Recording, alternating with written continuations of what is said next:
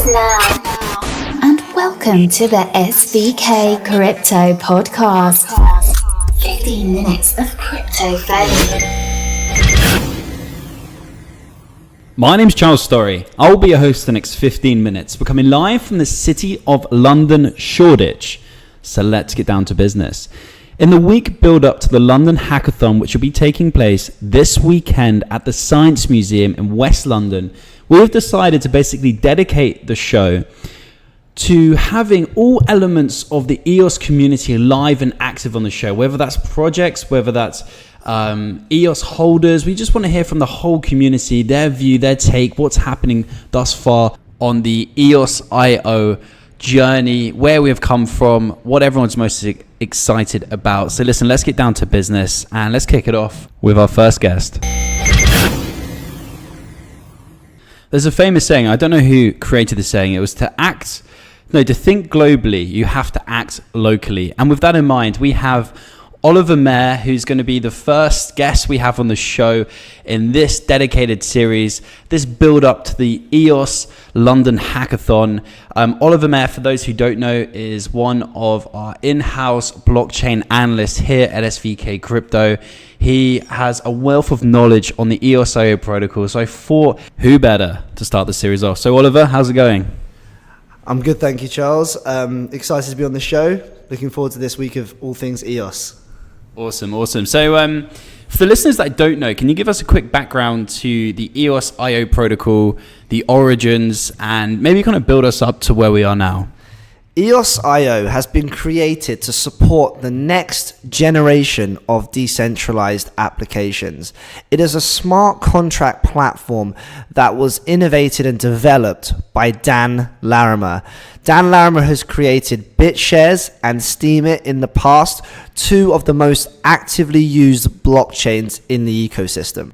The EOS IO mainnet launched on June 14th, 2018, and is the most exciting smart contract platform and blockchain project that I've come across. The three key areas where EOS IO excels is the fact that it's fast, meaning it's scalable, it's free, meaning that all transactions are free, and it's flexible, meaning it can be developed with a variety of programming languages. To kind of give a bit of background, so how is it free? Can you bring the listeners up to speed on that department? Absolutely. So the way that EOS IO creates free transactions in the network is that instead of paying a network fee, or the users paying a network fee for every transaction, EOS IO inflates the token supply by up to 5% every year. Currently programmed in, 1% of that 5% goes to block producers. And that is how block producers are paid for their work securing the network. So in a sense, yes, the token holders are getting a slight dilution, but the value that those block producers bring to the table just is a lot more than that dilution on a yearly basis. In regards to kind of block producers, and if you're not familiar with the EOS IO protocol, you're probably not familiar with the term block producers. You're more familiar with the term miners. So why did EOS in particular focus on block producers? How does that work? How do people become a block producer? Can you give us a bit of background to that? Yeah. So block producers are slightly different to miners. So in EOS IO, you have to be voted in. You can't just set up a network and start producing blocks for the mainnet. So once you've set yourself up, you then have to accrue a certain number of votes. Once you have enough votes to be in the top 21, then you are now a producing block producer on the EOS network. However, having said that, there are hundreds of alternative block producers who all get paid based on their votes. So it's very simple. If you're in the top 21, you get paid for the number of votes that you have, as well as the blocks that you produce. If you're outside the top 21, you'll only get paid on your votes. And it's interesting because in proof of work, the miners are all competing to find the next block, whereas in delegated proof of stake, the miners or the block producers all work together. So it's actually a lot more lucrative to be a block producer if you can become one, having got over the 21 vote limit. And I mean, that's really key what you just brought up there. The 21 block producers voted for and by the community. And that's something that we're going to touch on in a second. But the other key point that you mentioned was scalability. And as we all know in the cryptosphere, scalability within other protocols out there, such as Ethereum, has been a massive issue and arguably something that's held back a lot of innovation of great projects due to the fact they're not able to scale. Now, as you mentioned, this is one of the three things EOS really wanted to kind of double down on. And where are they currently at with that? So EOS IO has currently hit a maximum TPS, which is transactions per second, of 4,000, which is several magnitudes higher than what Ethereum's max has ever been. Now, that's on a single threaded architecture, which is just the first V1 release of EOS IO. We plan to now multi-thread that and also to introduce side chains, which is another word for sharding. And with all that being said, I think we're going to see massive amount of increase in transactions as the network matures. So I'm really excited about that. And it's probably good to touch on why EOS IO is so much faster, because it all comes down to its consensus mechanism. So in delegated proof of stake, there's 21 block producers. What that means is that 21 block producers have to all agree upon the next set of transactions, right? In Ethereum, you have thousands and thousands of miners that all have to agree on a transaction, and that's why it can take a long time. So what usually happens in the back end is that each block producer will produce a set of 6 blocks, and then it will move on to the next block producer, and it will go around the 21 like that. And that is what's known as pipelined delegated proof of stake, and it's a lot faster. And just to kind of pick up on a point you mentioned there, so EOS is currently doing 4,000 transactions per second, TPS. And by the way, that's not at its like full capacity. That's still building, that's still scaling. It's infinite number that it can actually scale to. But just to put that in proportion, at this current point in time, Bitcoin's doing 3 transactions per second. Ethereum's doing around 15. So EOS are really leading the way in this. And it's interesting to see, what this really means for projects. And I think it'll be interesting to get your take on that. What does this mean for a project who's looking to build out? What does this mean that EOS can do 4,000 transactions? How will this benefit projects, and how will this make people's lives different? So this is something that we're really excited about, right? So in order to enable mass market applications, you have to have several factors in place, right? So the first one is that you need to be able to handle a large amount of order flow simultaneously. And that's why it's so important to have a large TPS. So 4,000 transactions per second is a phenomenal start for any blockchain. And the fact that we can now scale that to, I believe, over hundreds of thousands of transactions per second enables anybody who's looking to create a mass market application, they can build it on EOS.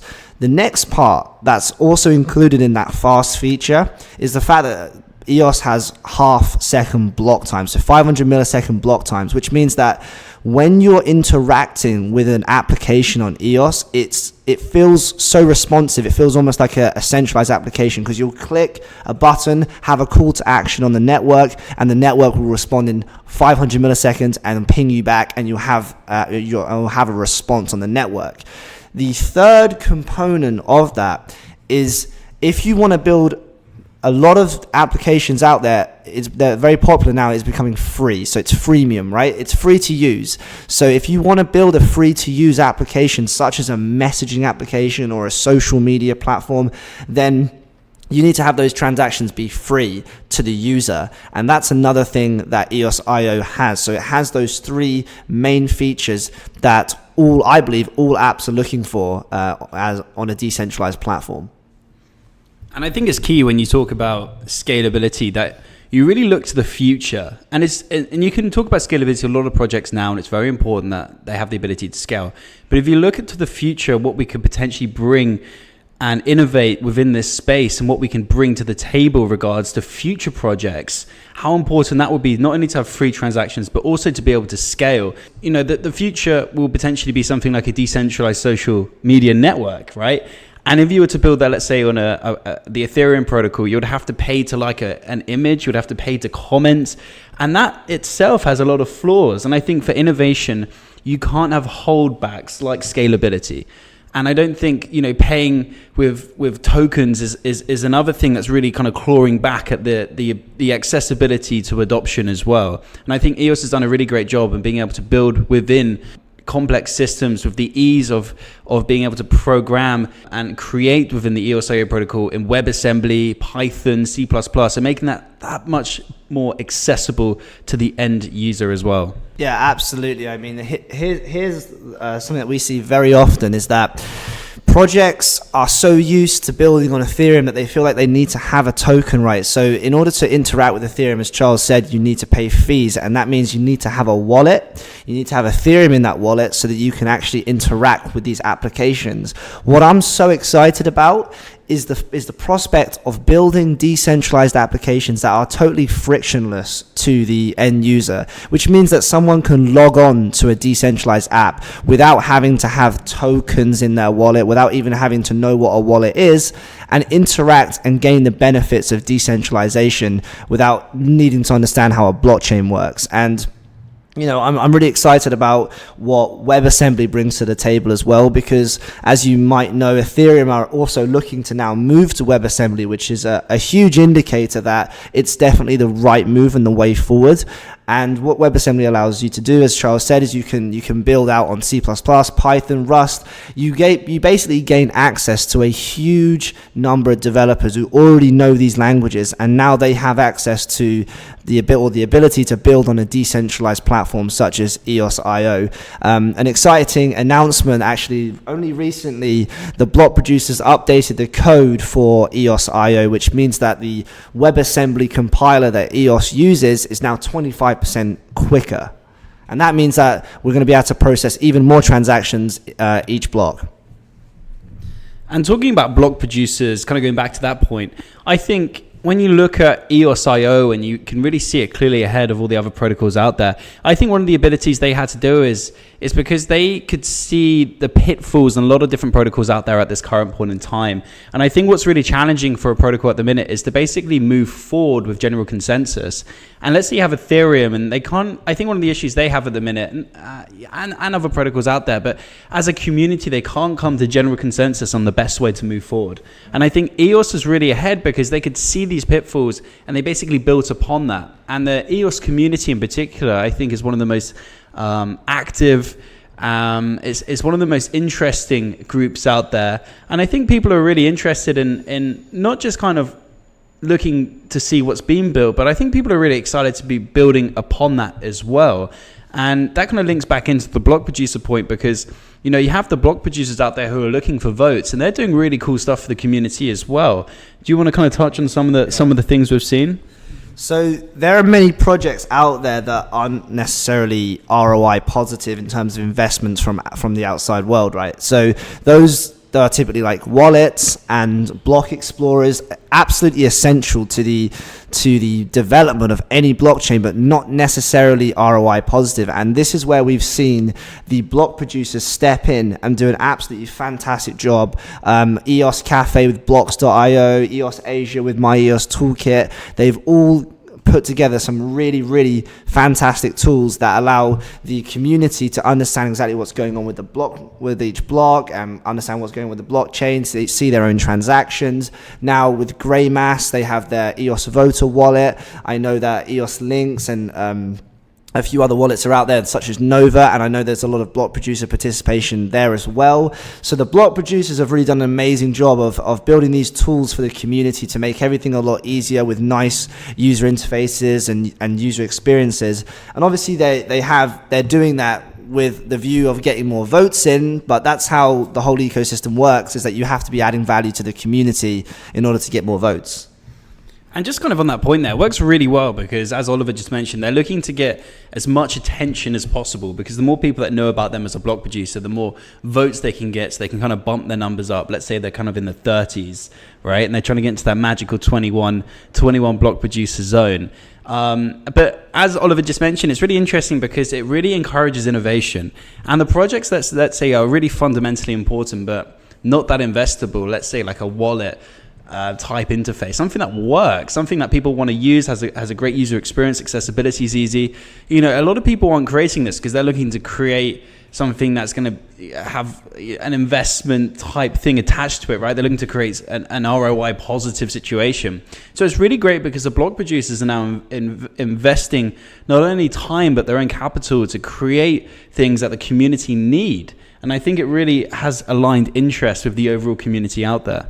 Absolutely, and what's even cooler is that the EOS IO is one of the only platforms I know of that is self-funded, right? So with the 5% yearly inflation, there's 1% that goes to the block producers, as we've mentioned, but the other 4% is currently unallocated. But the proposal that's currently out there is something called the worker proposal system, and what this is going to enable is it's going to enable the 4% fee to be delegated to projects that require funding, right? And the community is going to be able to vote on what projects they want to see backing from. And I think this is really, really key, because that way you're not now reliant on external investors to fund the development of the EOS IO protocol. Essentially, it can be funded and developed into perpetuity based on this worker proposal system, which is really, really cool, and it's a self-fulfilling platform from that point onwards. So it's interesting. We're talking, a lot about the EOS IO protocol itself, but let's talk about Block One, because Block One are the guys behind EOS. Yep, so EOS was created by Block One. They launched it on June the 3rd of this year. And when I say they launched it, I mean they gave it to the community to launch. Though they didn't actually launch it themselves. They kept it as an open source project. But prior to this, they had a year-long ICO, which was the longest ICO in history, and also the first of its kind, and they raised, depending on your sources, around $5.1 billion. So I just want to add in here, $1 billion of the $5 billion that was raised was used for venture partners all around the world. The first was Mike Novogratz's fund, Galaxy Digital. The second was Eric Schmidt's fund, Tomorrow BC. Eric Schmidt is the ex-CEO of Google. Thirdly, we had Michael Cow out in Asia with EOS Global. FinLab AG, which covers Germany in particular. And then you have yours truly, SVK Crypto, which is the fifth venture partner to be backed by Block One, operating here in London town. So I just wanted to add that in to give you a bit of background to where the $1 billion was allocated to. And the reason they did that is so Block One wasn't in charge of investing into EOS dApps. It was venture partners all around the world who had their different specialties and who had their edge within the space of finding new and innovative technologies building out onto the EOS IO protocol. And one of the other things, or one of the other advantages that comes with Block One having this war chest of capital is that you may have noticed on Ethereum, the developments on the underlying protocol take a very long time. And the reason isn't because they've got bad developers. It's more because that a lot of the developers are working for free. Some are working part-time.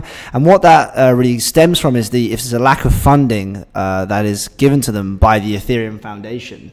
With Block One, they are able to use this capital to really update the protocol very rapidly and to generate the changes that are needed to maintain their edge in this market.